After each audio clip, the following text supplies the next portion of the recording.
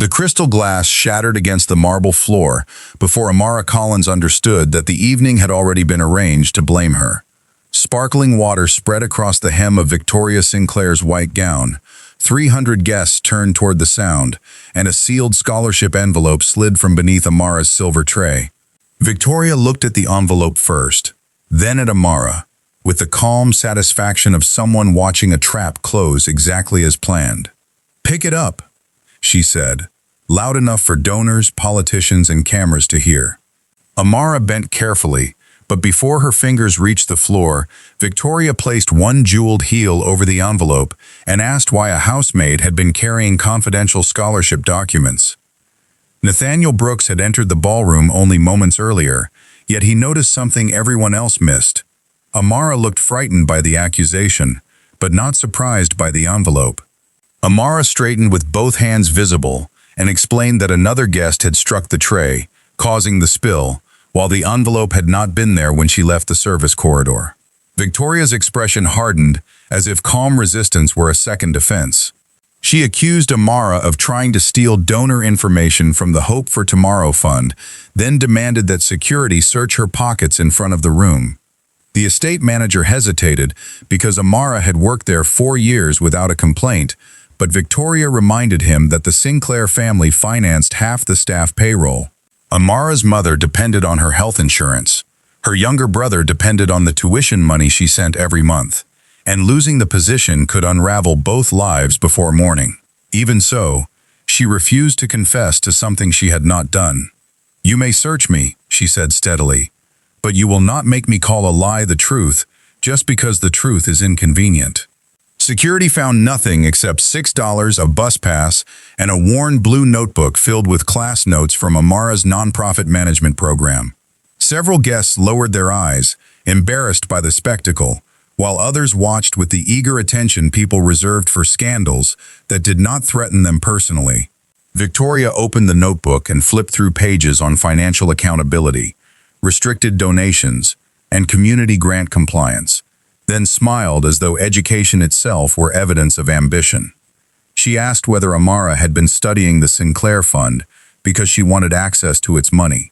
Amara answered that she studied because one day she hoped to help families like hers without depending on people who treated charity as decoration. The response drew a faint murmur from the ballroom, and Nathaniel saw Victoria's composure fracture for the first time. The estate manager ordered Amara to wait in the staff office while the scholarship envelope was examined, but she asked to speak before leaving. She pointed toward the guest who had brushed the tray and described the exact moment his shoulder struck her arm.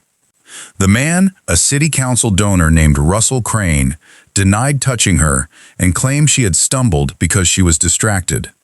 Nathaniel knew Russell from previous transactions and recognized the polished certainty of a practiced liar. Yet suspicion alone could not protect Amara. As security escorted her away, she glanced once toward the envelope beneath Victoria's heel, and Nathaniel noticed a small blue ink mark along its sealed edge. Minutes earlier, while shaking hands near the entrance, he had seen that same blue ink staining Russell's right thumb. Nathaniel left the head table and followed the estate manager into the corridor, where Amara stood outside the office trying to call her mother without revealing fear in her voice. She told Denise that the gala was running late and promised she would still bring home the medication before the pharmacy closed, although Nathaniel could hear the lie straining beneath every careful word. When the call ended, he asked whether the scholarship envelope meant anything to her. Amara hesitated, then admitted that 3 weeks earlier, she had found discarded payment summaries in a service room trash bin showing scholarship funds routed to a consulting company she did not recognize. She had copied the company name into her notebook, believing she might someday report it, but she had told no one because the Sinclair family controlled her employment and her mother's insurance. Before Nathaniel could ask another question, the estate manager opened the office door and announced that $50,000 in bearer bonds were missing from the envelope. Amara looked at Nathaniel with a fear deeper than unemployment, because someone had not merely planted a document beneath her tray. Someone had created a theft serious enough to send her to prison, and the only clue proving she had been targeted was now trapped inside the notebook Victoria had taken back into the ballroom. Nathaniel realized that clearing her name would expose something much larger. So he asked the estate manager to preserve every camera recording before anyone contacted police. Victoria objected immediately, insisting that the family could handle the matter privately, while Russell suggested Amara be detained until the missing bonds were recovered. Nathaniel asked why a donor who claimed no involvement knew the envelope contained bearer bonds rather than ordinary scholarship documents. Russell answered too quickly, saying Victoria had mentioned it earlier, but Victoria's silence revealed that she had not. The ballroom shifted from certainty to discomfort, and Nathaniel used that moment to demand access to the service corridor, staff lockers, and loading entrance. Amara remained under supervision, yet for the first time she understood that someone powerful was willing to examine facts instead of appearances. The first security recording showed Amara leaving the kitchen with a clean tray and no envelope beneath it, but the camera covering the final corridor had gone offline for exactly 7 minutes. The estate's technician blamed a software update, although no other camera had been interrupted. Nathaniel asked Daniel Mercer, his chief operating officer, to copy the system logs before the Sinclair staff could reset anything. Daniel discovered that the outage had been triggered manually from an administrator account assigned to Victoria's office. Victoria denied using it and claimed several employees knew the password, which transformed the missing footage from an inconvenience into evidence of preparation. Russell attempted to leave for another engagement, but Nathaniel quietly reminded him that departure would appear suspicious once police arrived. Russell stayed, though the blue stain on his thumb had already been scrubbed nearly clean. When Amara was finally allowed to retrieve her coat, she found her blue notebook inside the staff locker, but 3 pages had been torn from the section where she had copied the consulting company's name. Someone had also placed a folded stack of cash beneath her sweater, an amount large enough to suggest bribery, but small enough to appear plausible for a desperate employee. She called the manager before touching anything and asked him to photograph the locker exactly as it was. Victoria accused her of staging the discovery, then reminded everyone that Amara supported a sick mother and a college student on a housemaid's salary. The comment was intended to make poverty sound like motive, but it revealed access to private personnel files that Victoria had no reason to review. Nathaniel watched Amara absorb the humiliation, and he saw anger replace fear without disturbing her restraint.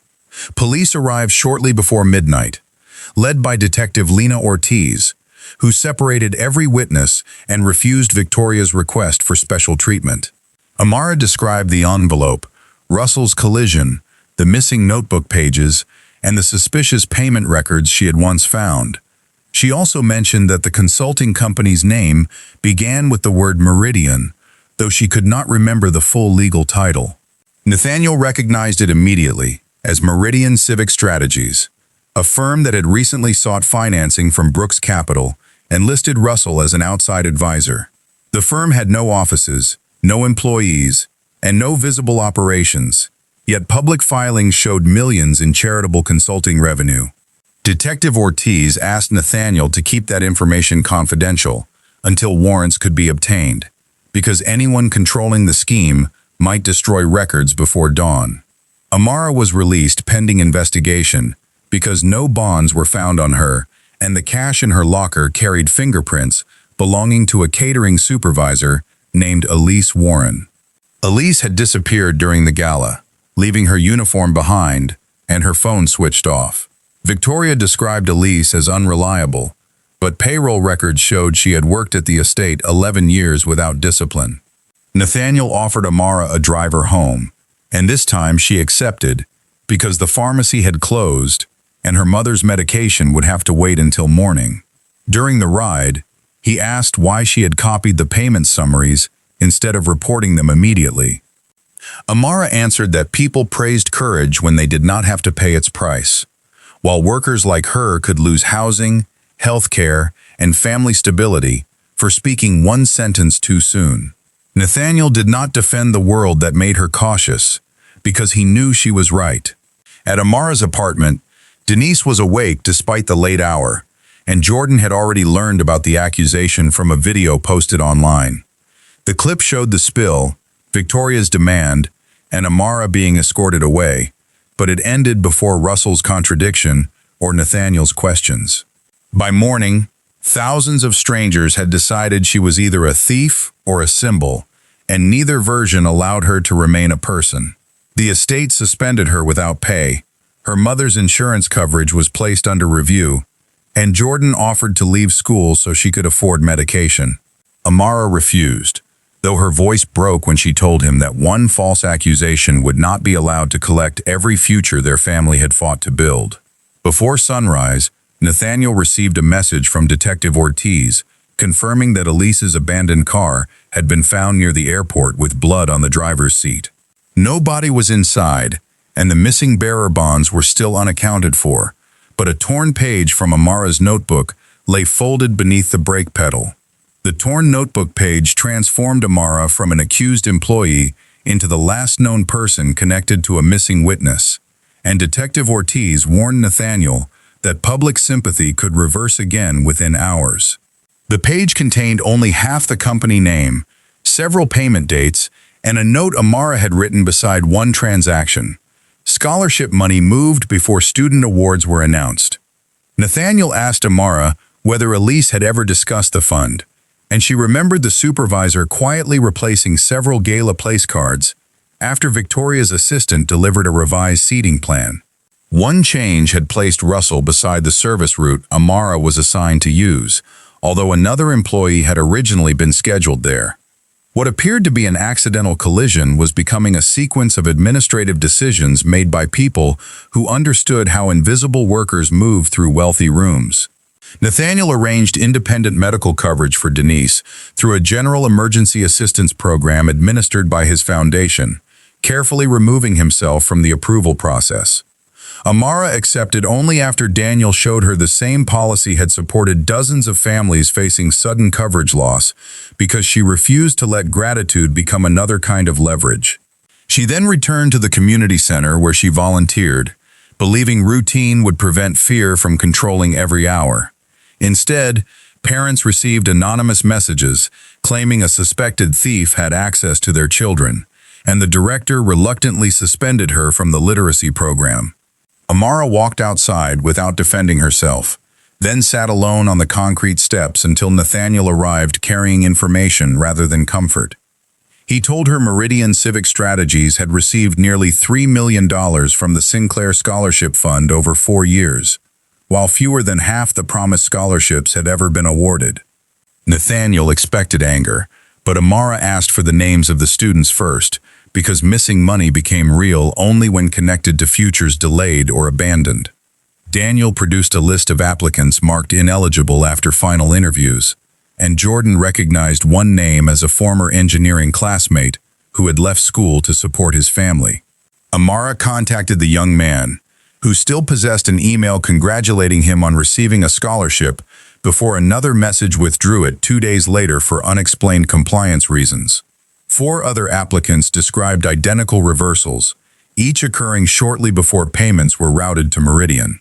The pattern proved harm, though it still did not establish who controlled the company or why Elise had vanished.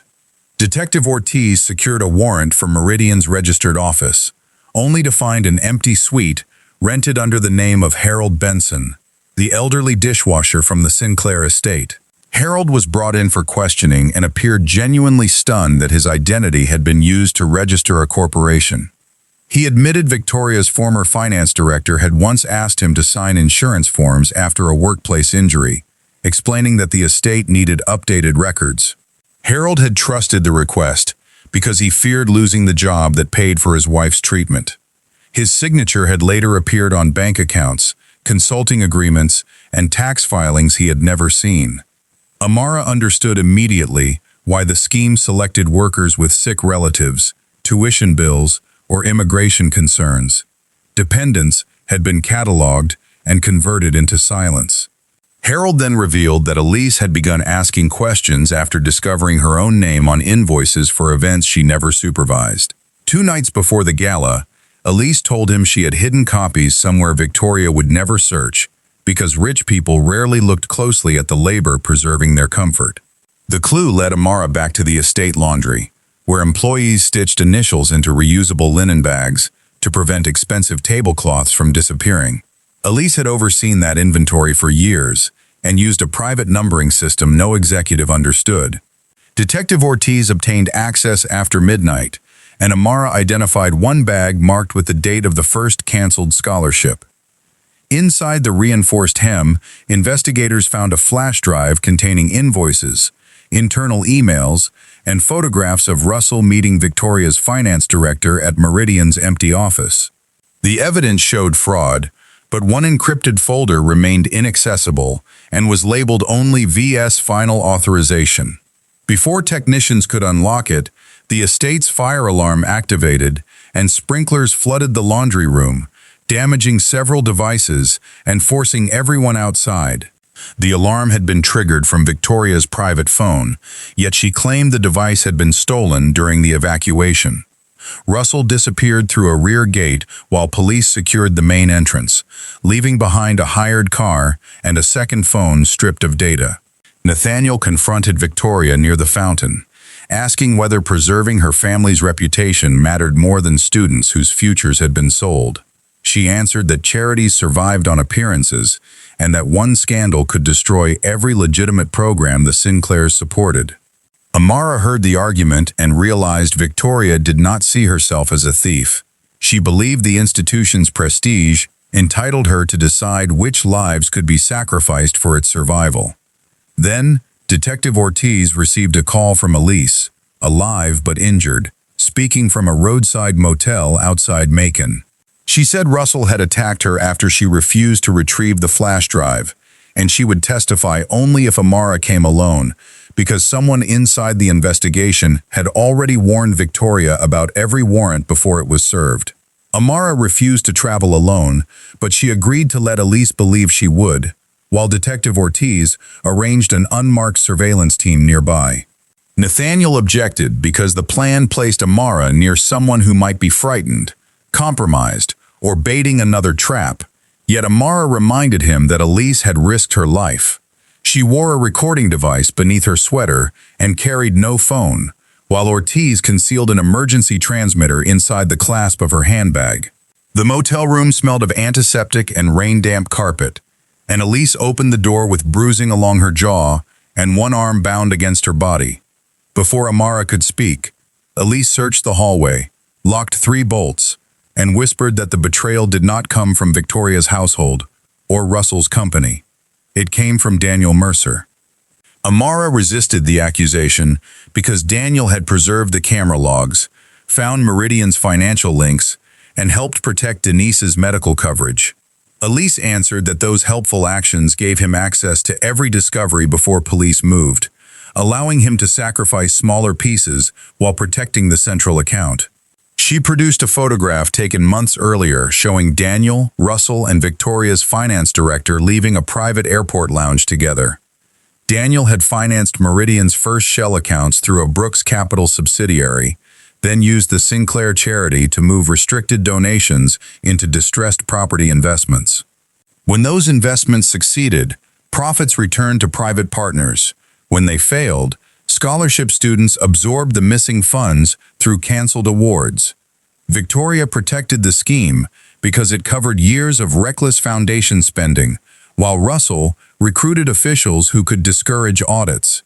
The allegation reached deeper than Nathaniel expected, because Daniel had worked beside him for 12 years and knew every weakness in Brooks Capital's internal controls.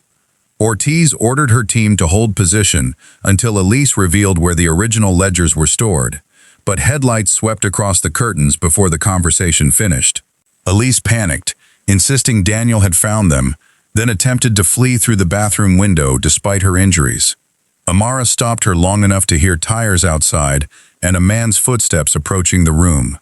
Ortiz's officers moved in, yet the arriving driver proved to be Harold, who had followed after Elise called him from a borrowed phone.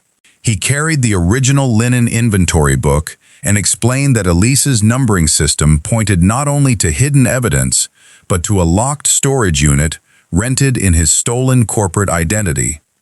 The storage unit contained paper ledgers, donor correspondence, and canceled scholarship checks preserved inside waterproof bins. More importantly, investigators found recordings Elise had made during staff meetings after realizing her name was being used on false invoices. One recording captured Victoria ordering Russell to create a public incident that would discredit the employee with the notebook before an upcoming audit. Another captured Daniel warning that Nathaniel had begun reviewing community investments and might notice the money trail unless the scandal appeared to originate inside the Sinclair estate. The final recording ended with Daniel saying that Amara's financial burdens made her the ideal suspect because juries understood desperation better than accounting fraud.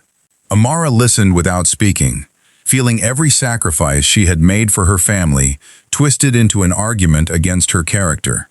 Nathaniel asked Ortiz to arrest Daniel immediately, but she explained that the recordings established conspiracy without proving he controlled the transfers or ordered Elise's attack. Daniel still had access to Brooks Capital's compliance systems and could erase evidence or frame Nathaniel as the architect if confronted too soon. Amara proposed giving him exactly what he believed he had created, a frightened woman desperate enough to bargain. She called Daniel from Elise's motel phone and claimed she had recovered the encrypted authorization file but would surrender it in exchange for money, medical coverage, and the withdrawal of every accusation. Daniel remained silent long enough to reveal interest, then agreed to meet inside the Brooks Foundation archive room after midnight, where no public cameras covered confidential donor records. Nathaniel hated the plan, because his own building had become the safest place for Daniel to control access. Yet Ortiz installed hidden cameras while forensic specialists created a harmless duplicate drive. Amara entered the archive alone, carrying the drive and wearing the same housemaid's coat she had worn after the gala, because Daniel expected vulnerability he could recognize. He arrived without security, praised her intelligence, and offered $200,000 if she signed a confession claiming Victoria had paid her to steal donor records. Amara asked why he needed Victoria blamed when Russell had already disappeared. Daniel answered that scandals required one believable villain, and Victoria's arrogance would make the story easy to sell. When Amara refused, Daniel's courtesy vanished, and he admitted that Nathaniel had spent years signing investment summaries without asking whose lives absorbed the risk.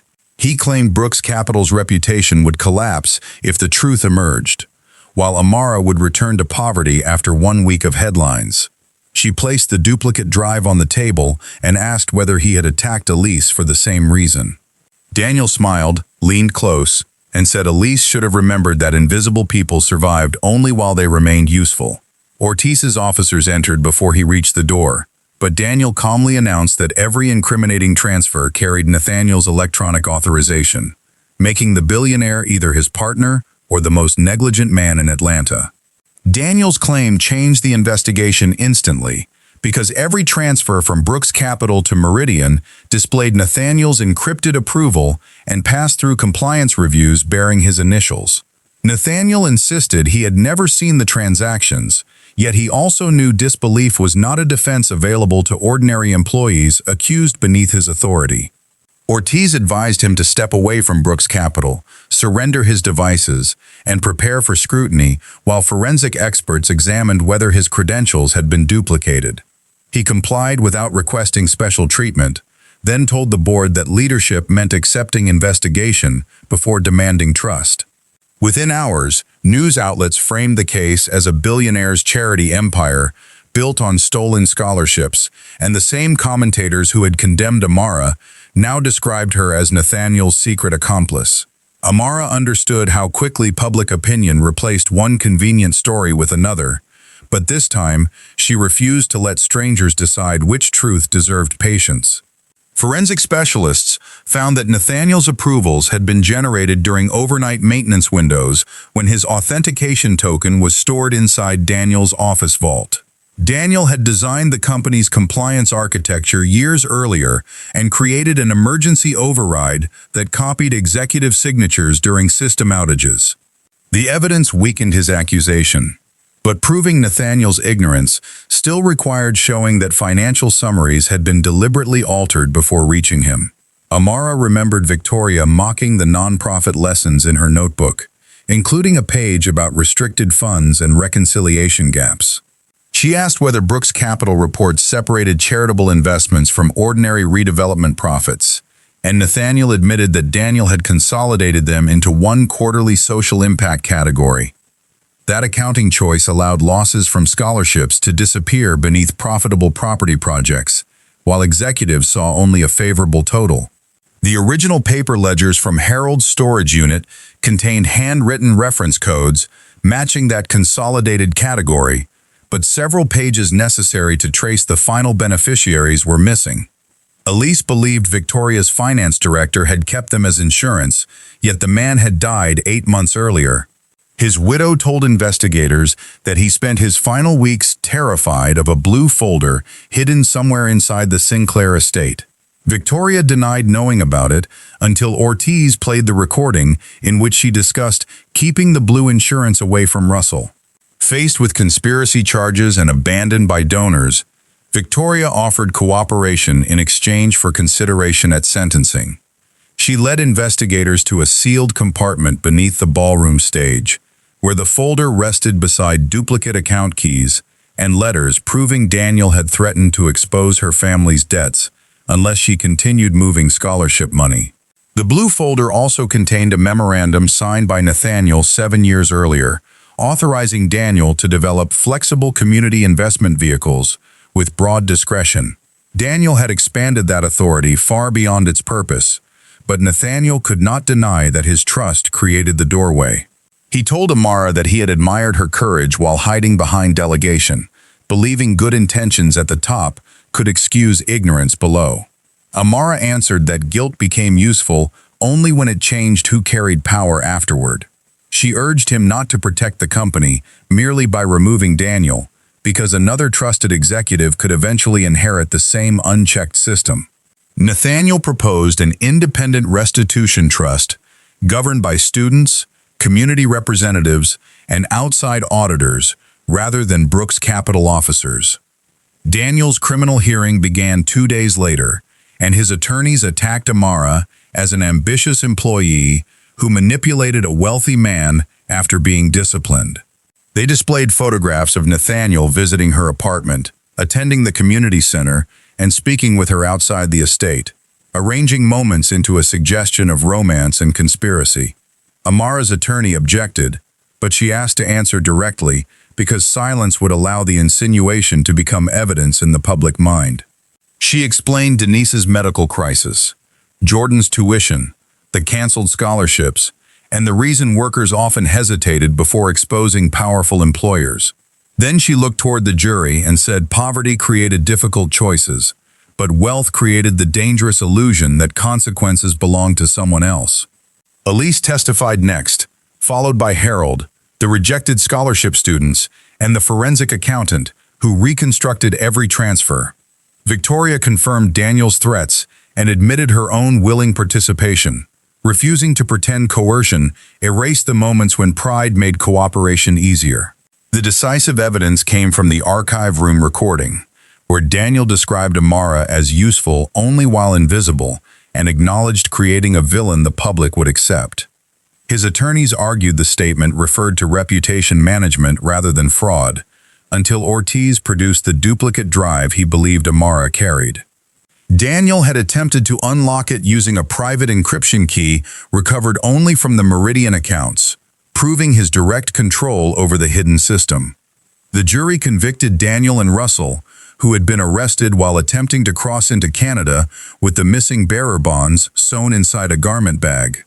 Victoria pleaded guilty to fraud and obstruction, while the estate entered receivership to repay stolen funds.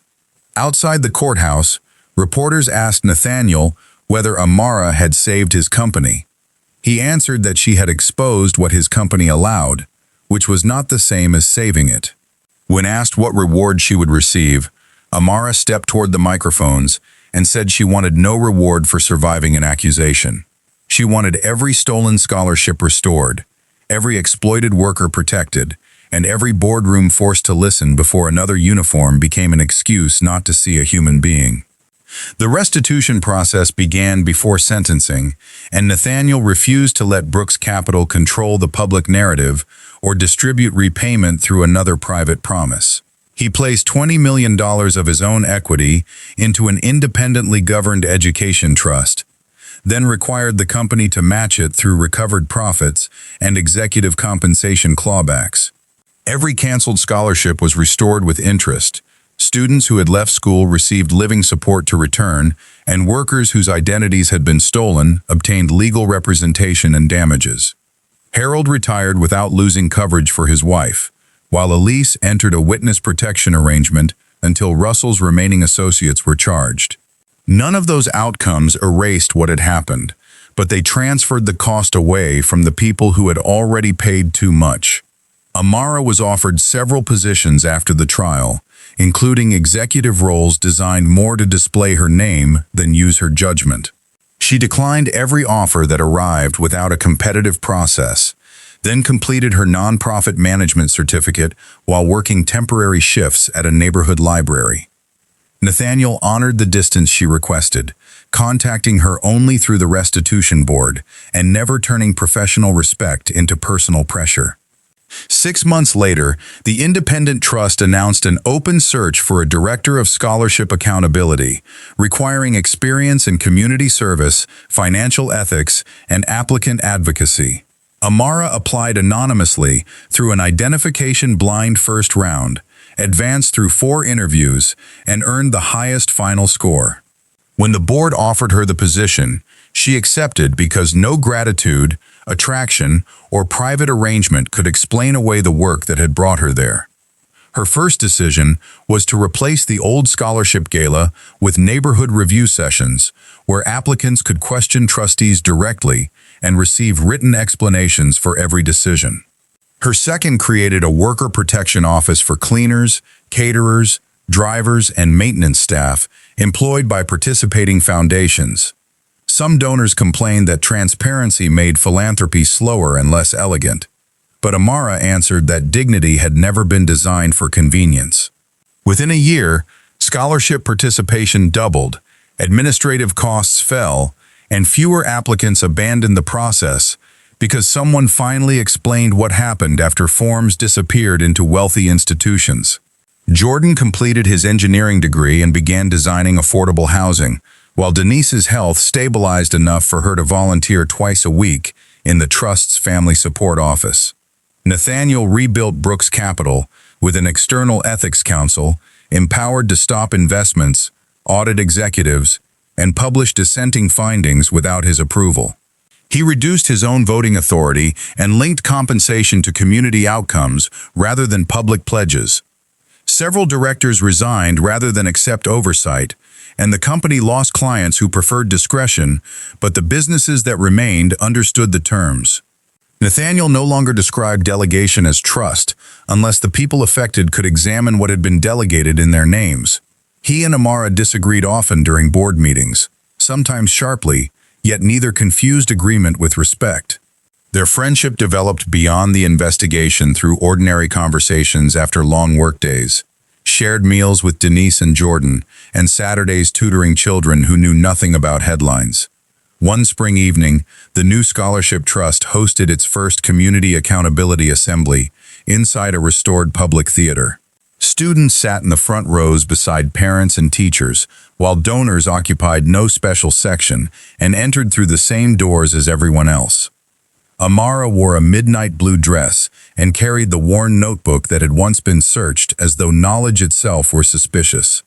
On stage, she announced that the final student harmed by Meridian's fraud had graduated that morning, becoming the first nurse in her family. The audience rose in applause, but Amara looked toward Harold, Elise's empty reserved seat, and the workers whose testimony had made that moment possible. She reminded everyone that justice was rarely delivered by one heroic person. It was built when frightened people discovered they no longer had to stand alone. After the program, Nathaniel found her in the quiet lobby, writing on the notebook's final blank page. He asked whether she had saved any space for whatever came next, and she told him a new notebook could hold plans without carrying every wound that produced them. Nathaniel then asked whether she would have dinner with him, not as a trustee, witness, employee, or symbol, but as a woman whose company he had grown to value. Amara studied him with the same steady judgment she had shown beneath Victoria's accusation, and she asked whether he could accept an answer that created no obligation. He said that was the only kind of answer worth asking for, so she smiled and agreed to dinner after the next scholarship review. Before leaving, Amara opened the old notebook once more and read the sentence she had written during her first ethics class. Character is what remains when power cannot guarantee the outcome. She added a final line beneath it, explaining that dignity was not a reward granted by wealthy people, courts, employers, or applause. It was the truth a person protected before anyone powerful decided to notice. Then she closed the cover and walked beside Nathaniel into the warm Atlanta evening, no longer invisible, indebted, or defined by the uniform someone once used to measure her worth.